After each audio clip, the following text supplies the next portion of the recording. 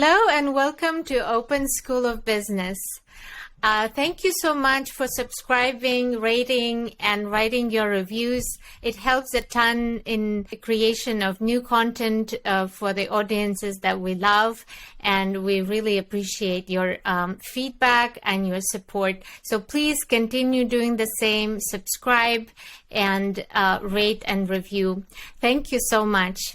Today, I love to introduce you to Michelle Thompson. I was really touched by her story. I'm very happy to welcome Michelle. Michelle, hi, how are you doing? I'm doing great. Thank you so much for having me on the show. Can you please start off by introducing and telling us more about your business and how you got started on this entrepreneurial journey? Yeah, absolutely. So the name of the business is called Awesome Outsourcing. And quite honestly, it happened by mistake. So 5 years ago, I had a stroke. And when I did, I wasn't able to do hardly anything for myself. And at the time, I had a side hustle business going, and I realized I was going to lose it all if I didn't figure out how to delegate well. And fast forward 3 years, I got really, really good at that. And so much so that my friends asked me to do it for them. And at first I was like, no, we're not going to do that because, what if I mess it up? And they're like, oh, you know what, Michelle, you're not going to mess it up. Don't worry about it. Just try. And if it falls apart, it's okay. We're not going to hold you responsible. So I thought, all right, we'll try. And we did, and it actually worked out fabulously. So I like to joke that it's the business that was born completely on accident, and it's the silver lining to the stroke. And at the end, it's a positive story, but I'm sure at the time it may have felt like a complete crisis. And what do you think helped you to really turn it around? And maybe you can describe more about the situation and things that you delegated, because I think when people face something completely new and difficult, it's tough to really realize what you can do about it. Yeah, I would love to tell you that I was completely positive about the whole thing. I was not. I was a grumpy patient. And I spent about 2 years in rehab, not really getting any better.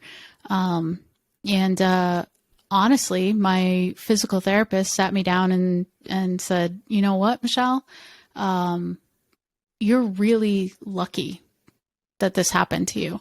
And I went, what? Like, I'm 36 years old and I had a stroke. I can't talk. I can't walk. Like, you're telling me I'm lucky. And so I was basically go pound sand. And she's like, no, you don't understand. Like, if you would have been born 50 years ago, there'd be very little that we could do for you. But because of the technology and the systems that we have available to you, if you would just stop being so stubborn and listen, then I could probably teach you how to have a relatively normal life. And so over the next year, that's exactly what she taught me, was how to use systems to be able to accomplish everyday things. So inside of my house, I have tons of systems that remind me to brush my teeth, to take my medicine, to turn the stove off when I turn it on. I have the toaster is now completely separate from the coffee machine because I poured water in the toaster once while it was plugged in the wall. That was a fun day. And so those things, I learned how to systematize my life. And I thought, well, dang, if we can do this for everyday life, like brushing my teeth, why can't we do it for business? And that was when the idea really started. And so what I did was I started recording myself doing videos. And at that time, the videos were very slurred. I had very slurred speech. It was hard to understand me. And what I did was, to the best of my ability, I would just explain how I wrote a blog article, or how I did SEO research, or whatever the task was. And I would explain step by step and then also explain why I was doing what I was doing. And what I did was I sent that video off to my virtual assistant and had them turn that video into a standard operating procedure. And so they were able to download my brain and then create and duplicate the task, because I had taken the time to slow down and create a video explaining not just the step-by-step process, but the reason why I was doing what I was doing.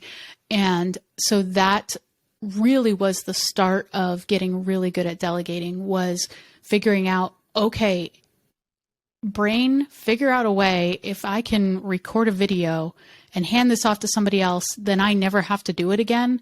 What else can we figure out? And how do we get creative about that? Oh, wow. I think there's so much to grasp here. I'm like trying to take a moment to, put myself in that situation and think about all the applications here. And like you said, you were learning from scratch, the talking, the speaking and walking. But at the same time, you were able to recall some of these things like work-wise, what you were doing, right? Because you were recording some of your work-related activities. Yeah, so my MBA is in entrepreneurship, and so they basically taught us to see the world in systems. And so it was my stroke was actually in my brain stem.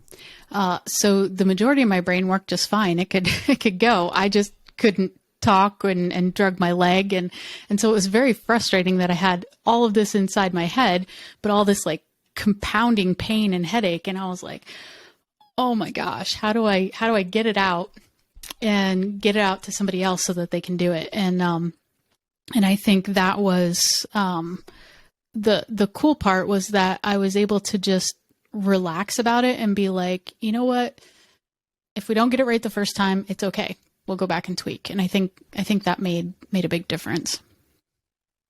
I see. Yes. So when you first started doing that, what were the first steps that you thought, okay, what are the tasks that I can outsource?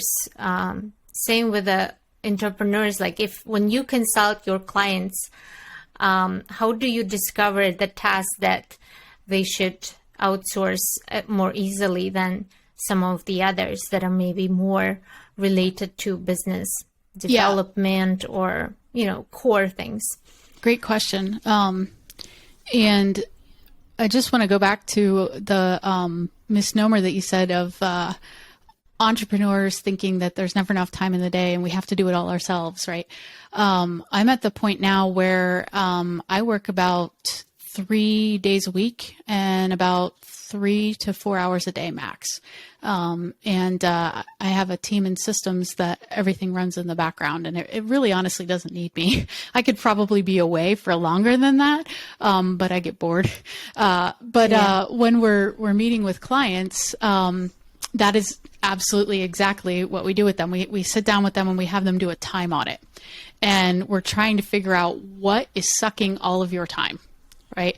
And then we'll typically do that for a couple of days, and then we're going to put it in silos and figure out, okay, if we could get rid of this, does this give you back 10 hours a week? And then with that 10 hours, can we use 5 hours to train to get another task off your list that's like 8 hours? So we only ever start at the top of the list with one thing, because if we try to do it all at once, it's a recipe for disaster. So if we can take little baby steps, I tell people all the time, the old adage of, the best way to eat an elephant is one bite at a time. And so if we can just take that one top task that is, sucking the majority of our time. So let's say it's email. People tell me all the time, I can never get rid of my email because nobody can answer it the way that I can. And that's true, right? But I bet you there's a way that you can delegate a good portion of it. Like 80%. So here's how I do it in my company. We have little folders and tags. And so Fatima knows that when she goes into my email, if it's something that I really need to pay attention to, she's going to tag it with urgent. If it's something that's just I need to know, she's going to tag it with an FYI. If it's something that's for my next upcoming vacation, she's just going to automatically put it in the vacation folder or whatever, right? Pick your scenarios. And the ones that are really important, rather than me responding myself, what I'll do is we can use Voxer, or I could create a short Loom video and I can say, all right, I need you to tell Max blah, blah, blah, and schedule it for Tuesday at 4:00 or 6:00, whichever one works for him. And then please include this attachment. And that takes me 15 seconds to do. And I send that off. She then dictates exactly what I said, adds the attachments, adds the link to schedule, and sends it off. And so I can do that for those 5 or whatever emails that are like super urgent, right? So in 3 minutes, I've blown through my email inbox because she went in and she categorized everything, told me what was important, and told me wasn't. For the FYIs, same thing. I'm going to hit record and I'm going to say, okay, can you please tell James this and send him this resource? And so then she goes through and she automatically does that. We'll get into this a little bit later, but that's exactly how we do our LinkedIn lead generation too. And so the interesting part is always ask your brain, maybe I can't 100% hand this off, but how can I get as close as possible to get somebody else to do it? And what's the fastest way that I can do it? Because the less I have with the stroke, I have very limited brain capacity anymore. And so I have to think in terms of minutes. If I can get 10 minutes back by having somebody else type it, that is a huge thing for me. And most entrepreneurs are like, oh, you know what? I'll just type it myself. It'll be faster. Right. But what happens is, if we slow down just a little bit,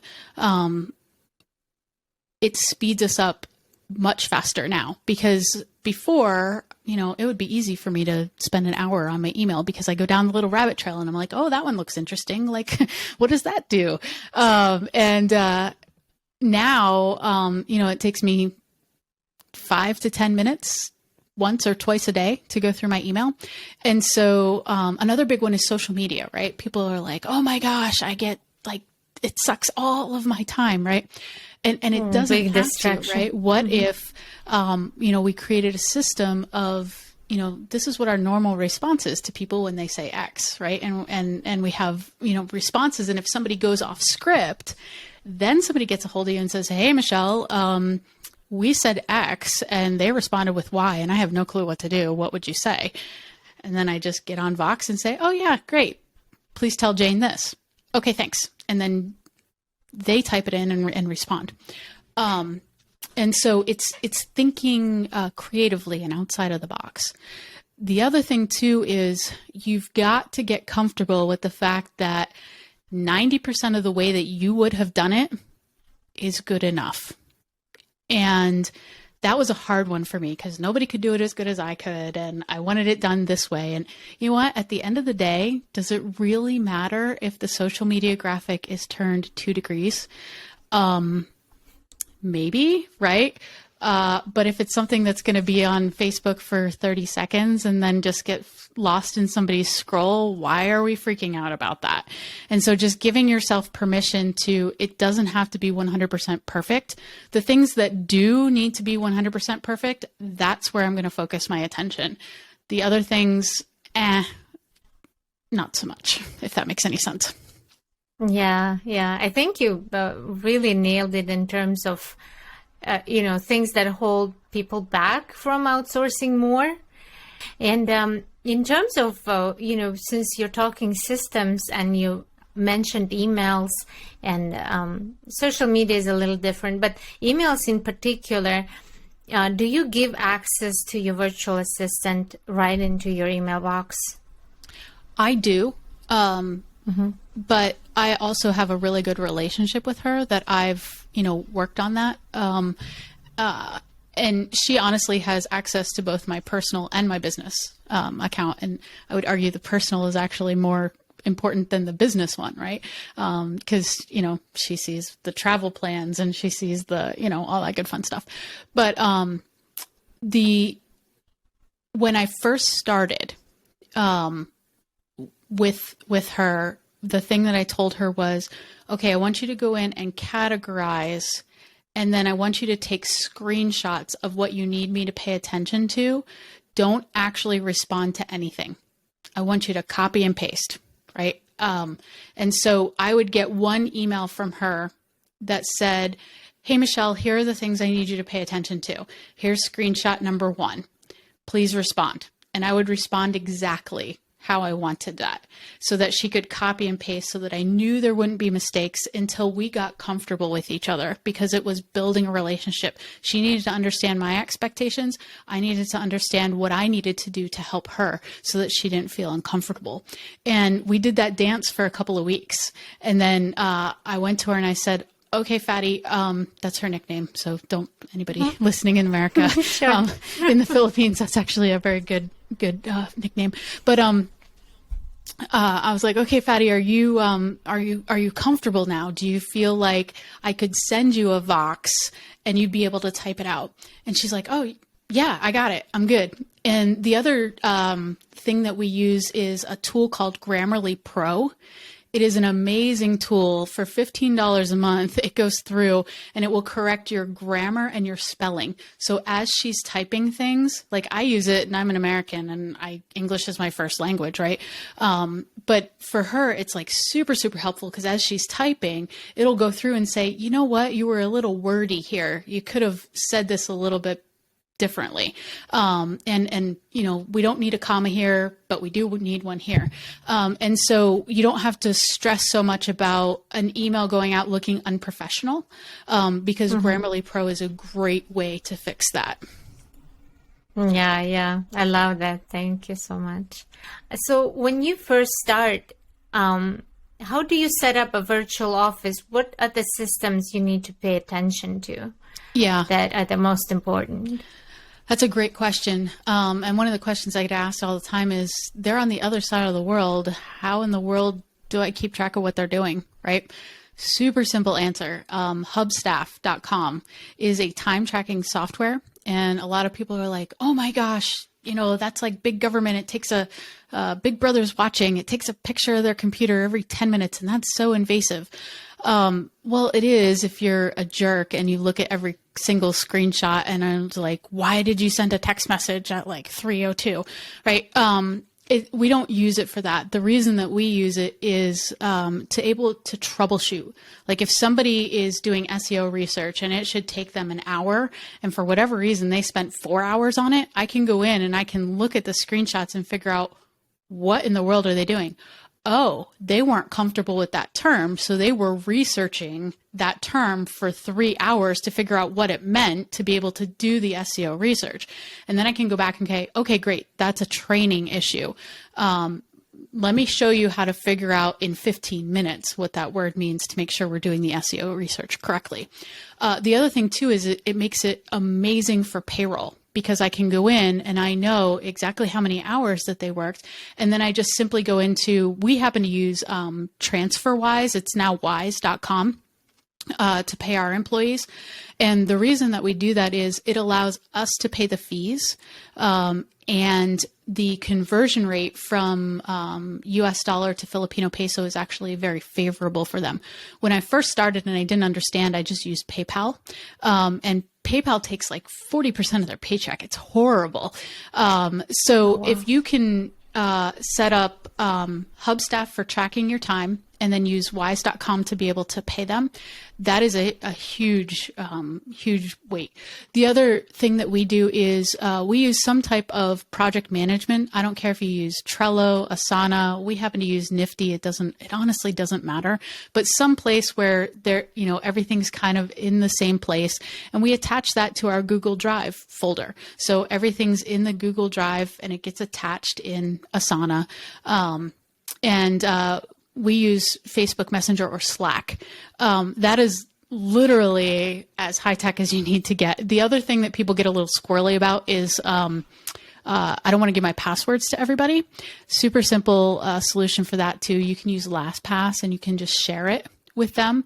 And then in a couple of clicks, by using Google Drive and by using LastPass, in a couple of clicks, you can literally lock somebody out of anything in about 5 minutes.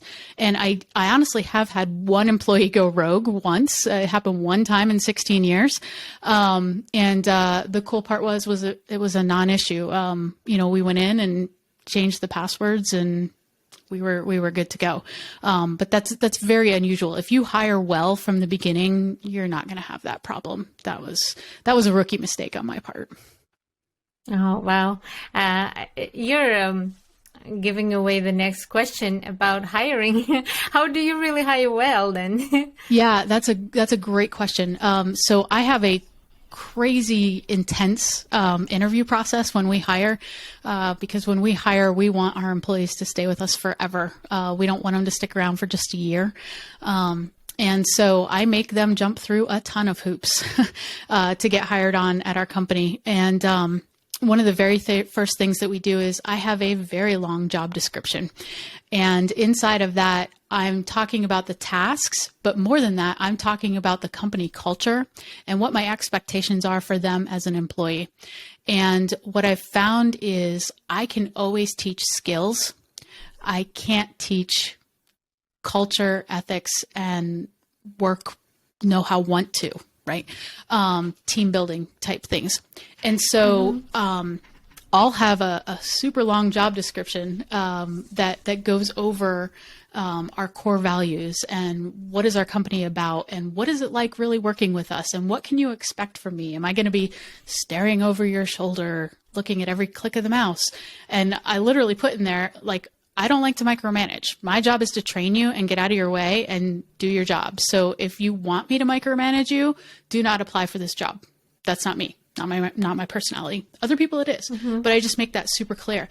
Then at the bottom, we actually have, you can use a Google form. We happen to use Entreport, so it doesn't matter what.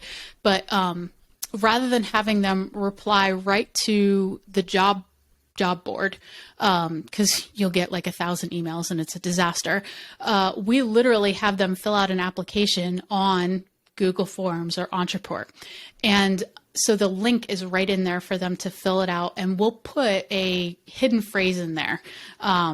Open School of Business needs a killer VA is what they have to put in the subject line of the application. And so that tells us one of two things. A, can they follow instructions? Actually, it tells us three things. B, did they care enough to read through my insanely long job post to actually get to that part? Or did they just send me a template that they sent to everybody else? And three, do they pay attention to detail enough to have gotten that phrase in the right box in the application? And so we weed through probably 60% of our applications just with that. Then after they go through that part, we ask some real simple questions like, what is your hourly requested rate? What are the things that are super important to you in this job? How many years experience do you have? What is your internet connection speed? Those kind of like technical questions. Give me a copy of your resume. Then what we do is we send them over after that to a system called interviewer.ai, which is amazing because this brings in the behavioral part. And if I'm talking too long, tell me to shorten it up. Oh, no, I am loving it. I just hope that our audience is also like making notes and, and getting ready to outsource. This is great knowledge. Yeah, go on. Interviewer AI is amazing because this gets into the behavioral side. So we've seen their resume. We know how many years of experience they have. We know they pay attention to detail and can follow instructions. Now we're pulling out the behavior of, are they going to be a good culture fit? And the cool part is that they interview themselves. You give them 10 questions, they hit record, and then my assistant, Fatima, goes through all those, and she's like, okay, not this one. Okay, this one's good. Yep, okay. Then from that point, we send them on to testgorilla.com. And Test Gorilla is actually going to match up. Okay, you said you can do this on your resume. Can you actually do it? And so it's testing their technical skills. And these are super hard tests. Think really hard master's level. And so it's very common to get a test back and they got 50% on it. And you're like, oh my gosh, they're terrible. No, they're actually really good. It's because the test that's hard. Take it yourself. I got like a 32%. It was horrible. But also inside of there, you also can give them a personality test. And so I always give them an Enneagram test as well, because it tells me their personality type and are they going to fit well in our team. And so once they're done with Test Gorilla, if they've done well on that, then at that point we actually do a one-on-one Zoom call. And at that point, we've literally taken 500 applicants down to about 3 or 4. And at that point, I get on and I interview them for about 15 or 20 minutes. And I'm just talking with them. At that point, I know they have the skills. I know they've got the good, traits that we're looking for. I just want to have a conversation with them and see how it goes. And then at that point, I'm going to offer a job to one of the 3 candidates, and I'll let them know, hey, I want you to do this on a 30-day trial. And I'll let the other 2 candidates know, hey, we found a little bit better fit. We're going to try a 30-day trial. If it doesn't work out, would it be okay for me to come back to you and see if you'd still be interested in the job? Because we don't want to shoot ourselves in the foot if the first one doesn't work out. That is, in a nutshell, our process. And it's been super successful. It took me about 16 years to build all of that. And I love telling people about it because it works really, really well. Oh, wow. You really should be proud of it, because I think it's more refined than some of the big consulting firms in the world. And it's like a real fail-proof process. I really love it. It's the best that I've found out there. Just amazing. Yeah. Mm-hmm. Super proud of it. Yeah. And it's such a good fit for the virtual world with all the testing. And because a lot of times entrepreneurs, they don't have time or even knowledge sometimes to set up a system like that. Recruiting is essentially a different field on itself. So it's amazing how you guys are doing it. I love the process. It's really great. We've literally automated it so that with a couple clicks of a mouse, you can go through. Now, don't get me wrong. It takes time to go through 500 people down to 3 people, which is why people hire us, because they don't want to take the time to do it themselves. But if you can set up those systems, it is fabulous. Like it really works. The automation is just a beautiful thing. Right. And you have a podcast about it as well, right? Automate to Dominate. Yep. And so I ask all of our audience to also check that out. I'm sure you share a lot of tips and tricks on how to automate most of the business processes. So this was like the hiring process. What are the processes that you automate or something that really made a difference in growing your business that is automated? Maybe LinkedIn lead generation is somewhat automated. Yeah, sure.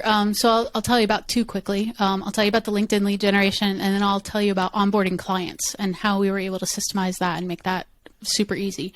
With LinkedIn, we basically have a standard operating procedure where we use Sales Navigator, and we're targeting whoever our perfect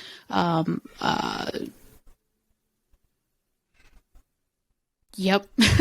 Sometimes this happens. Perfect Sorry. Client? I forget words. Our perfect avatar. Okay. Yes, our perfect client. And so it's going through and it's filtering out, okay, these are the people that you want to connect with. And I wrote a 5-series campaign that's just, for me, I'm a very, casual, friendly type person. And so I love to give first. And so I wrote the series that way, like letting them know, hey, would you be interested in me coming and teaching your audience about delegation or something like that? And so we'll start a conversation. And then what happens is, Hogan is actually the one that does our lead generation. And so Hogan sends 100 of those out a week. And we have an email script that's very similar as well. And so he sends about 50 emails a day. And it's almost the exact same process. And then what happens is when they respond, he sends a screenshot, just like I did with Fatima, and says, hey, Michelle, this person responded. What would you like to do? And then at that point, I'll say, oh, great, Tanette, can you schedule them? Sorry, Tanette's one of our other managers. Can you schedule them for me to go on and do a podcast interview with them? And so we all know where everything goes. And with a couple of clicks of a button, we're able to generate roughly 4 to 5 appointments a week just off of those two strategies. And we have roughly a 50% close rate. And some people would say that that's low. I love that because a lot of times I'm telling people, hey, we're not a good fit for you, but let me tell you who is a good fit. And I'll push them off in the right direction of where they really need to be, because I only want to help people who are like a perfect fit for us. And then in the onboarding, we used Google Forms or Entreport again. And what we do is we just have a very simple automation that once we tell Entreport they've become a client, it kicks off an email to them and says, hey, please complete this Google form. And inside of there, it'll be like, if we're hiring a social media expert or whatever, what are your branding colors? What is your current social media strategy? Here's the link to the Enneagram test that I need you to take to make sure that you match with the VA that we hire for you. So whatever those questions are. And what's cool is then it just filters right into our inbox. And so we've got all the candidates for the VA in Entreport, and then we've got all of the client onboarding, right? And so everything is literally right there, and we can just like piece it together. And I'm like, bink, bink, bink. Okay, great. Here's the trainings that we need to put the VA through. Here's the videos.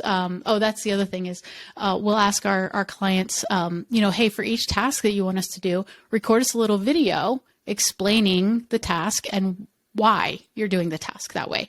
So then when we're pre-training the VA, we literally have the virtual assistant create a standard operating procedure for every single one of those videos. And so then they actually have an SOP manual by the time we're done. And the VA ended up training themselves. So it worked out great. Wow. It's a great, I think it's a great lesson for anyone who's studying or wanting to do like quality control, quality assurance. It's like a greatest way to do outsourcing. Like really most of the risk is on you, and you're taking all the risk out by communicating, matching, and doing all the, behind the scenes work, because it's a lot of work. Like if you were to go on LinkedIn and try to find someone who you want to train, it's just so much time, effort, and you still might get it wrong because it's the first time you're doing it. So this service is just amazing. Thank you. Yeah. And another one, I was curious about, maybe you could explain a little bit about the anagrams for our audience. Yeah. Okay. So avatars and the different types. Yeah. So I'll give our clients the Enneagram, and then our employees, I actually give DISC and Enneagram. And so DISC is kind of the like corporate Enneagram, right? It's your personality type of, I happen to be a DI, big surprise there. So D is like type A personality, let's get it done, right? So, most CEOs are kind of type D. And then the I is the, walk into a room, make 10 friends in like, 5 minutes and life of the party kind of a deal, right? The S is more of our methodical, step-by-step. S and C are very, very similar. So you're like CPAs, your accountants, like they want to find the missing penny in the checkbook. I would rather give you the missing penny in the checkbook. But that's like, they love structure. They thrive on puzzles. That's their thing. And so it helps me figure out which one they are, because the last thing I want to do is if I hired a DI to work with me, we're going to clash heads, right? Because we're both strong in some areas and we're both weak in the other areas. And I need somebody to balance me out. That's kind of what Enneagram does, is not only does it give us, just kind of a spit out of the disc letter, but it actually tells you there's like type 1 to type 8. And inside of there, and it's crazy how accurate they are. And so you can go in and you'll usually get 2. So actually a young lady that I was just hiring for, I thought for sure she was a giver, which I think is a type 6. Don't quote me on that. She came back like type 3 and type 1, which was very strict, very hard on herself. Everything has to be perfect. And I went, oh, okay, I need to hire a completely different person than I thought I needed to hire for her. And so I emailed her back and I was like, hey, can you look at this and tell me if this is like accurate? And she emailed me back and she's like, my husband is rolling on the floor laughing right now. And, and she's like, unfortunately, yes. You would know. Like, no, not unfortunately. This is perfect. This is exactly what I needed to know. Because there's, somebody could have the like perfect skills, but they just rub you the wrong way. It's not going to work, right? You gotta, and so I always love putting personality tests into it too, to make sure that you're compatible. Yeah, I love that, because I think it's true. A lot of people try to compensate for the opposite of what they are, and sometimes they portray a completely different picture from what the nature is. And yeah, I mean, some people might find it like, relying too much on personality tests can, go in a certain direction where you only develop in a certain direction. But when you're looking for a compatibility, I think it's a good way to match people. Yeah. Otherwise. So we take a look at the tech skills. That's what Test Grill is for. We take a look at the personality. That's what Interviewer AI. And then we do the personality test. And it's to make the sure last it's piece. A fit. So hopefully a very rounded approach. Yeah. And I'm telling you, it's such a system that there's so many hoops that I'm sure it's like fail-proof. I'm absolutely amazed. Not fail-proof. Yeah. We have had it blow up a couple of times, but it's very, very rare. I would say out of like 100, there might be like 2 that are like, oh yeah, this didn't work. Let's try again. Yeah. I really also was interested when you were saying that we also look for a client fit. And I think it's important for entrepreneurs to have that figured out before they even start recruiting any clients, because then you know exactly who you want to work for and you know exactly who you don't want to work for. So I'm wondering how did you discover that? Yeah, great question. It honestly evolved over time by figuring out what didn't work and what would be a better fit for us. Currently, we only hire full-time virtual assistants for people. And somebody might come to me and they're like, well, that's great, but I only need 10 hours a week.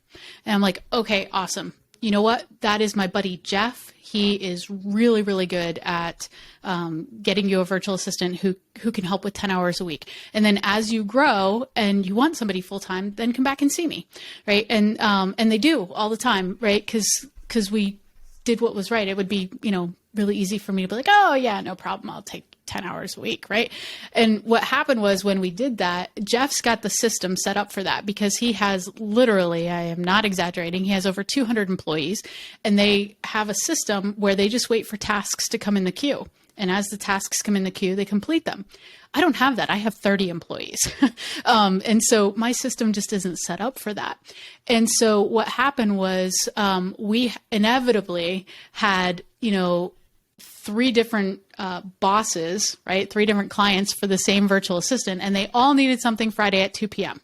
Right. And so it was just a disaster, because which one do you pay attention to? Who's important, who's not important, right? And that's not fair to anybody. And so what happened was, just by doing it, we generally niched down into what worked and what didn't. And I would say the best way for me to do that was going back to our core values and doing the work of, if you guys haven't heard of the book Traction, I would highly recommend it. It's an amazing book on really focusing in on what is important in your company, and why, and then taking a look at the reason why you're saying yes, and does it fit with what we're doing in our company as our core values, and they'll just naturally line up. It's pretty cool how it does that. Wow. Yeah. And I was going to say, I can feel your culture already by some of the stories that you're mentioning, that integrity and wanting to treat everyone equally without, the backlog of things. It's really important for some people. You know what I mean? So it's like good that you have that culture set up, and that creates natural way to weed out the clients that are not a good fit. So that way you can really serve well the clients that are good for your company. And you have like your own niche for that. And obviously when you have a full-time employee working with another full-time employee, it's better relationship and integration, I'm sure. Yeah, that's where where it gets super cool, because they know your business inside and out. And so they grow with you as you grow. And I love watching that. We have one client who started out with us, and she started out back when we were actually still doing 20 hours a week. She started out with one VA for 20 hours a week, and as her business grew, we grew with her, and she now has 4 employees and a project manager and everything all with us. And she's a multi-million-dollar company now. And it's been a lot of fun to grow with her. And I think that's one of the cool things, is we do kind of get to know our clients really well. I'm sure everybody does, but it's very fun to watch. Mm-hmm. That's awesome. Yes. And it's quite a journey you've had. So another question from me, I think, what else have you learned? Like, your experience is so, life changing and life altering, that you may have had realized a lot of things apart from the business and apart from delegation, things that our audience can benefit, things that I can benefit. What would you like to share?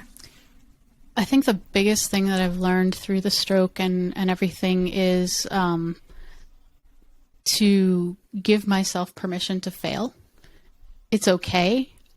Failure is nothing more than feedback. And I used to look at failure as a negative thing.